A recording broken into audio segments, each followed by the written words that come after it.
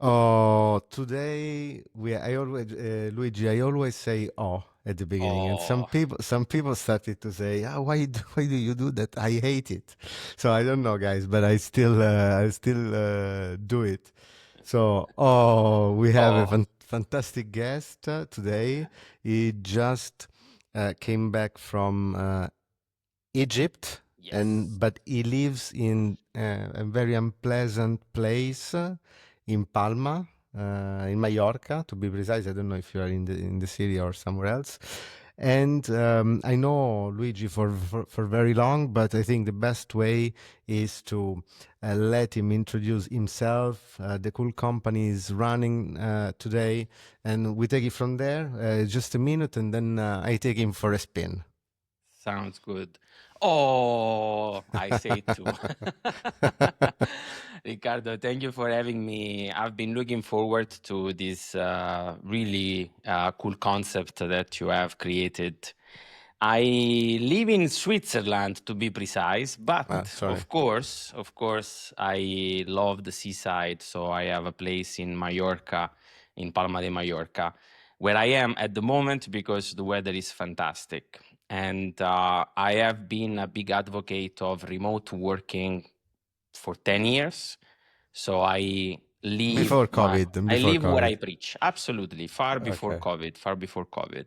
So I'm coming from the corporate world. I started my career in Procter and Gamble as a brand manager. And then when I moved to Geneva, I finished my career with Procter and I felt the entrepreneurial fire that wanted to scream. So I created my first company in 2012 and I sold that company 10 years later in 2022. My core is digital transformation. So I've been working on digital transformation for 15 years now, marketing, e-commerce, today supply chain and manufacturing. And Mhm. this is the business I'm currently leading, Smarter Chains, where we are helping manufacturers to become smarter, I would say. So I leave Mhm. it there. I know a bit about that now. Optimizing their factories so they can save a lot of money, right? And Absolutely. and and by the way, I mean, just it's not a disclaimer because I don't have to.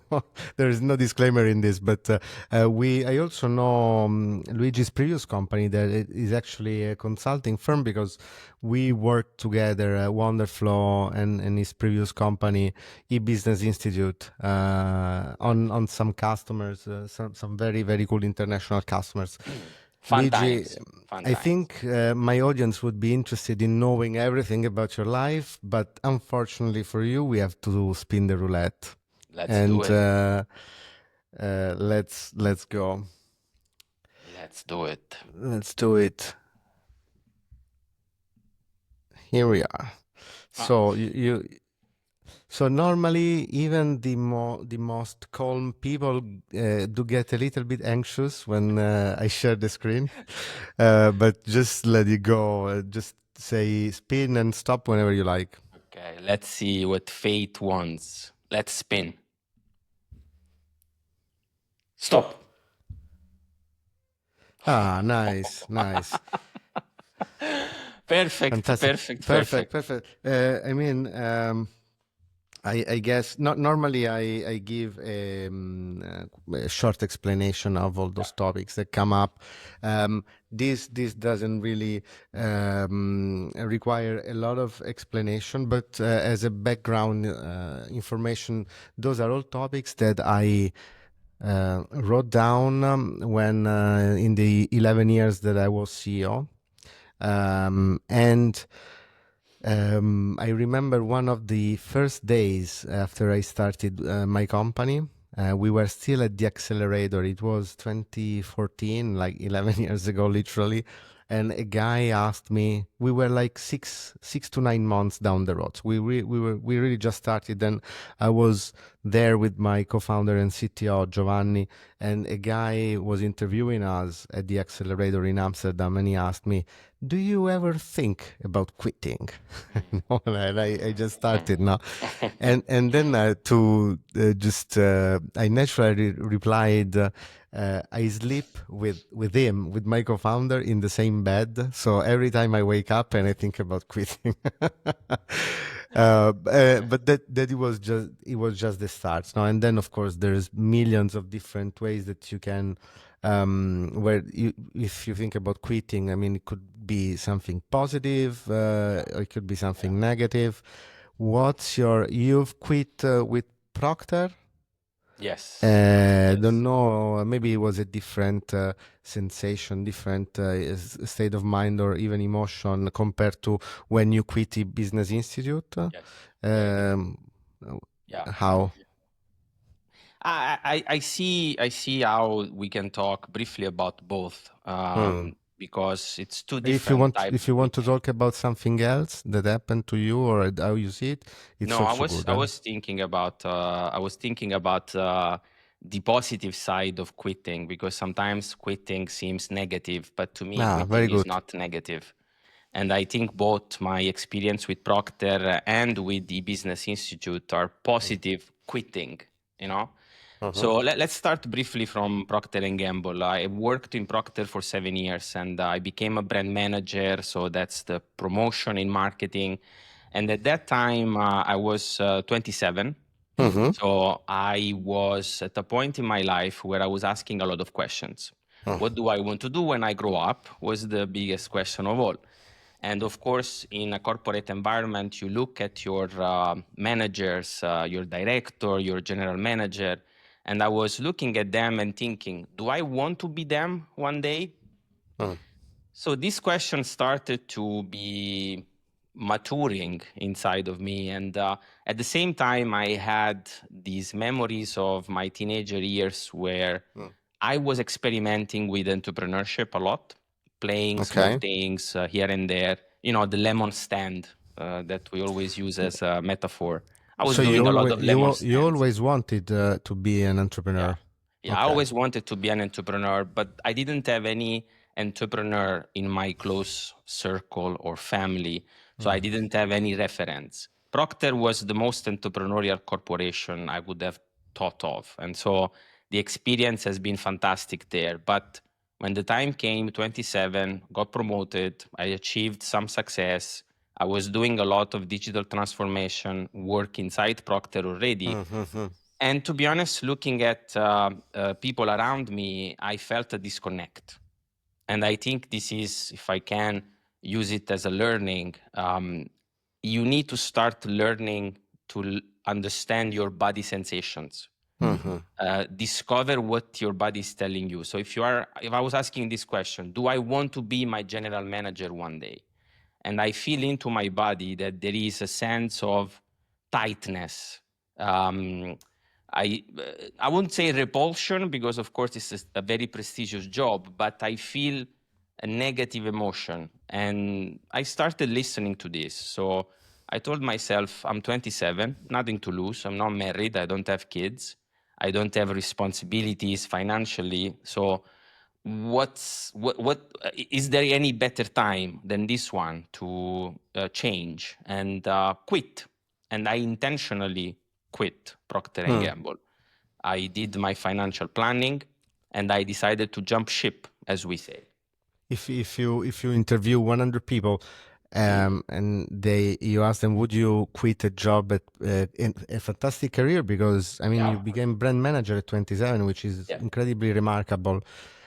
I think 98 people would say, no, I mean, you actually work, you study, you give everything to get there, no? And Absolutely. so, Absolutely. and especially when you are in such a good, because now you could have been, I don't know, vice president Vice or, president, yeah, easily. By ah, this, by 42, vice president for sure. for So I sure. would have had a great career. But I believe that I believe in listening to our guts, our Mm, intuition, and understanding what are our inclinations. And to me, at that age, it was clear that I did not want to be in a corporation. I did not want to have a corporate career. I like to create.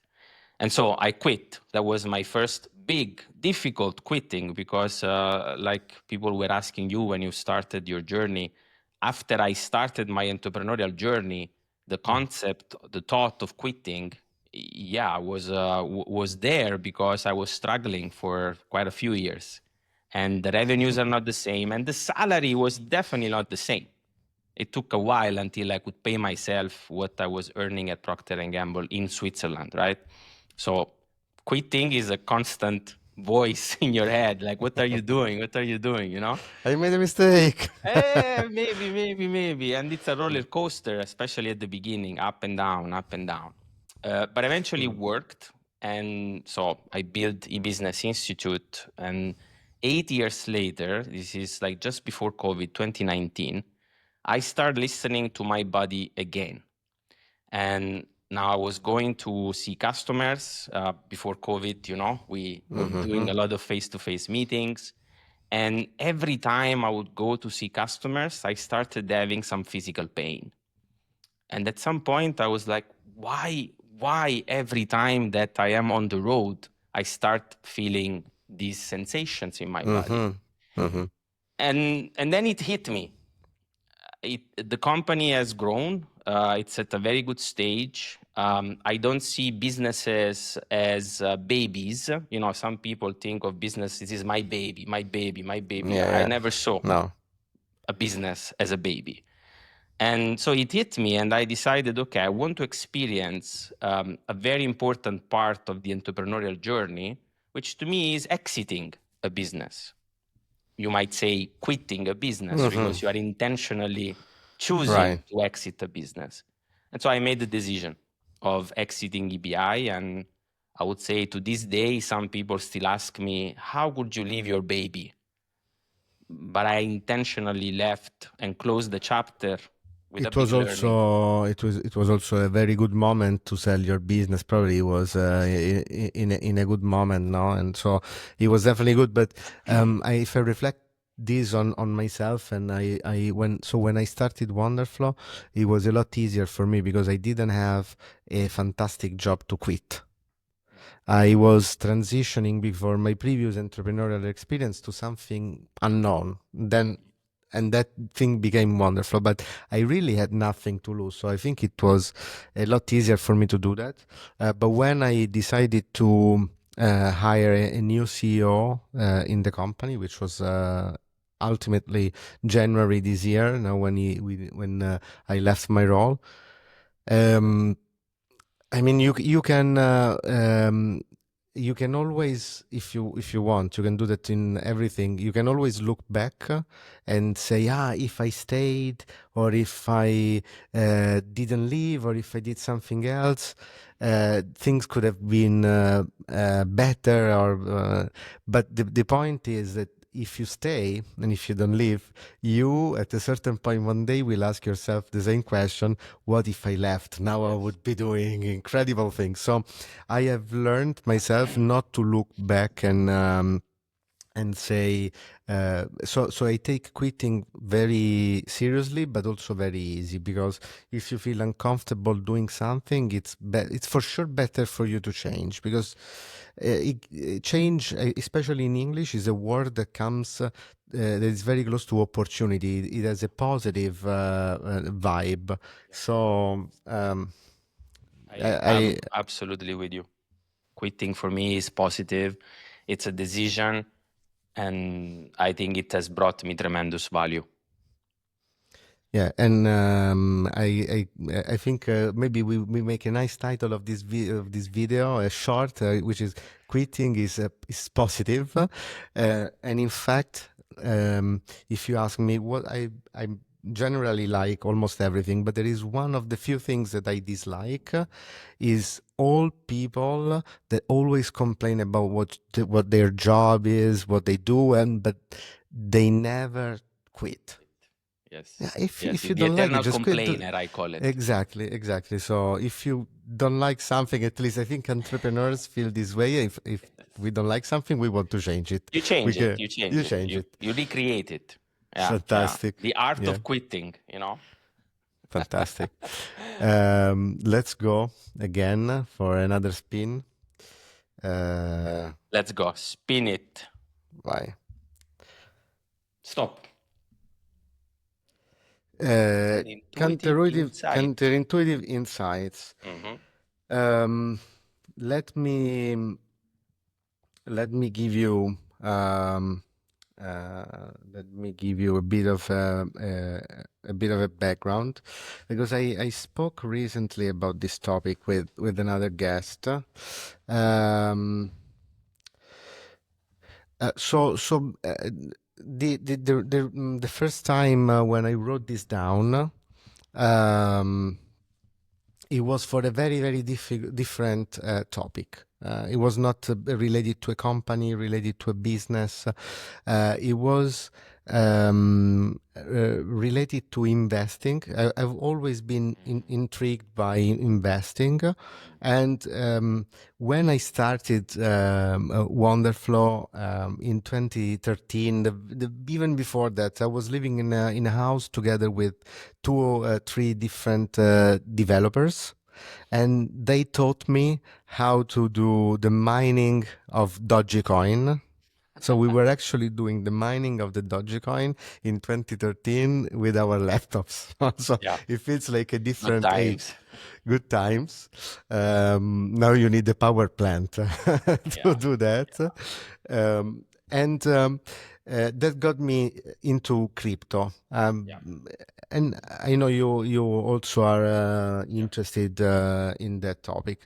So in crypto, one thing that is quite common is to hope that, especially when there are dips and the market crashes, everyone is saying, the market is very low, so it's a fantastic moment to buy, because everyone hopes Yeah. that the market or that specific crypto will explode and will go 300, 400, 5,000% up.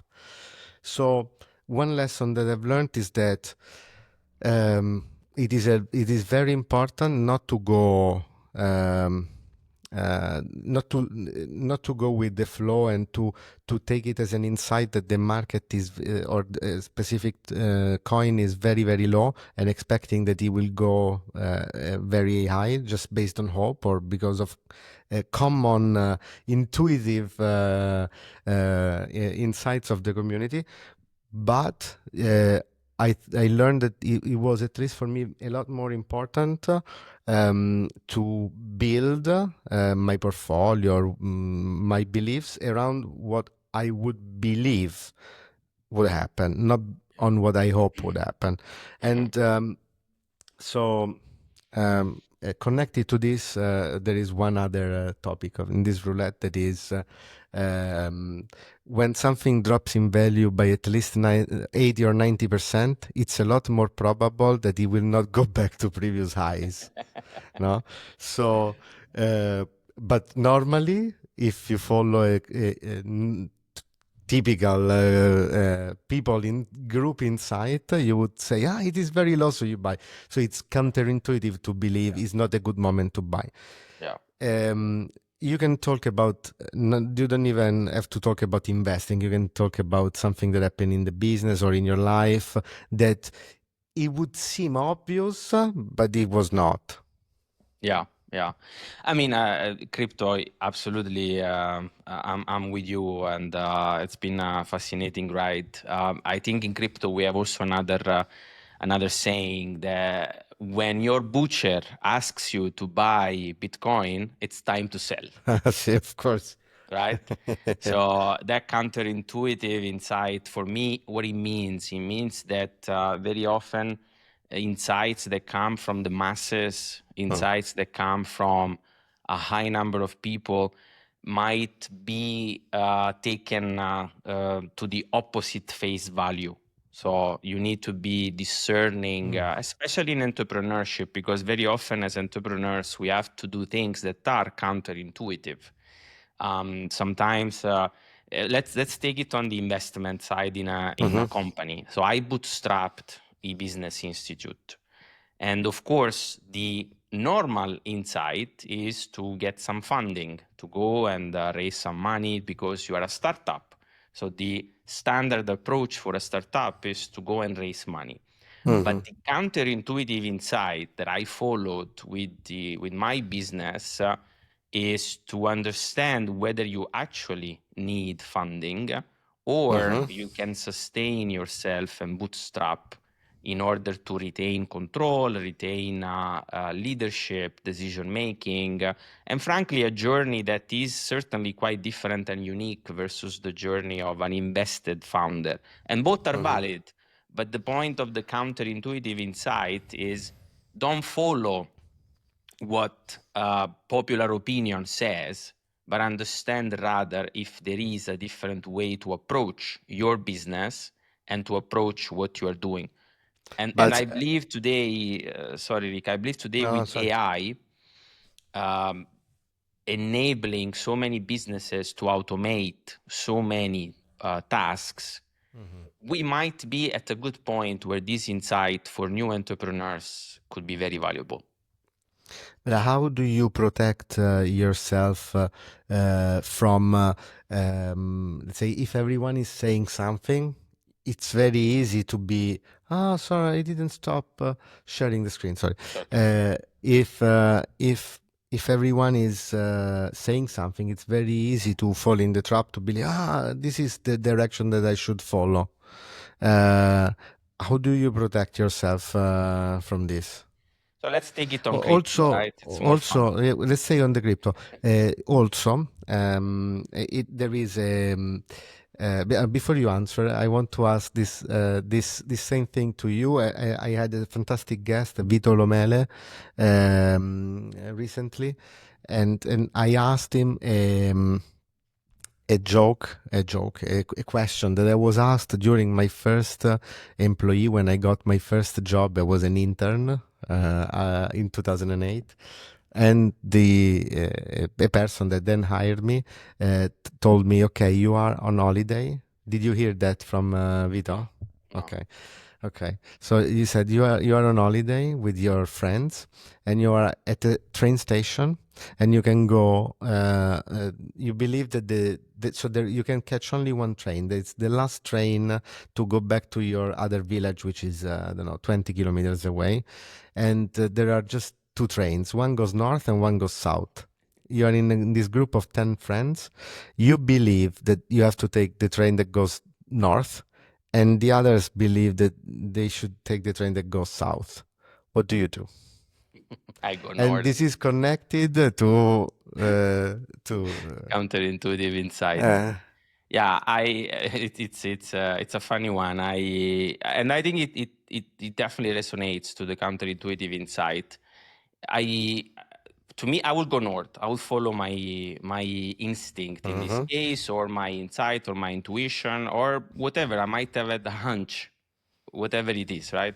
I would follow what I believe because I think people get easily influenced by each other. So there might be in that group a little bit of a stronger personality that says, let's go south.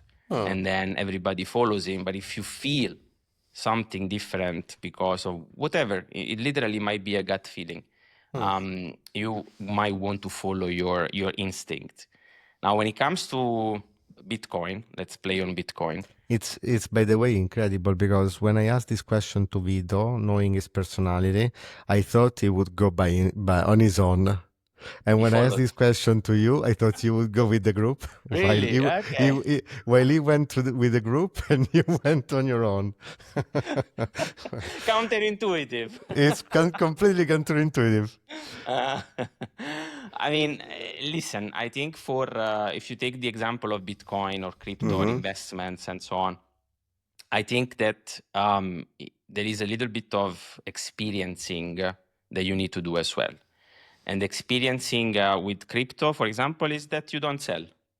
You don't sell because you go south. You follow the group. You're thinking that it's going to grow and that's right and that the butcher needs to buy. But then you realize that there are signals. And I think this is the key here. There are Okay. signals. So you Okay. find signals in the market because the market is of seller and buyers. And if a retail investor, like a butcher, and let's use this category just to signify something here, Some right? yeah, Wants to someone that buy. is not No, it's nothing, daily. nothing Yeah. personal. but it signifies that there is an extension. It's extended. You need to listen to the signal. If you feel that something is not right about your business, about the career you are into, about the people you are spending time with, maybe those are 9 wrong friends to spend your holidays with. You need to listen to the signals, because you might be wrong. You might be wrong. But being wrong will help you also to understand better yourself and how your intuition works with you, how your gut feeling works with you. So Mhm. it's part of your training. You will not always be right, and that's okay. And to me, this applies to business as well. I might have totally gotten investments into a business institute and probably would have been an equally successful company, but I wanted to have an experience counterintuitively Yeah. where I wanted to feel I'm building something Yeah. coming out of a corporate structure where a lot of things are process driven, right? I understand. Now, how would you feel now if you take the train and then you realize that yours was not going towards the village and the other 9 now were laughing on the other train? I would feel the same way when you sell Bitcoin because you think that's the top, but it keeps on going. You feel bad. You feel bad, obviously, because you were wrong on your instinct or your insights, but that's okay. It's part of your learning. You stop, you spend the night, and you go back the day after and you tell them you guys were right. Fantastic, fantastic. I really love to hear your perspective on this, Luigi. Um, I mean, I would love you to spin the roulette at least 30 times so we read everything. But unfortunately, this format is quite strict, maximum 2, and we're already well off the clock. But thank you so much for coming. I think this and a lot of people will get to see you, the person behind the entrepreneur, behind your companies, and that they will really like it. And so thanks again, and Thank you, Riccardo. It's hopefully we see each other again at the roulette and my casino in the future. with pleasure. This is fun. Thank you. Thank you. Ciao, ciao, ciao. Ciao. Ciao.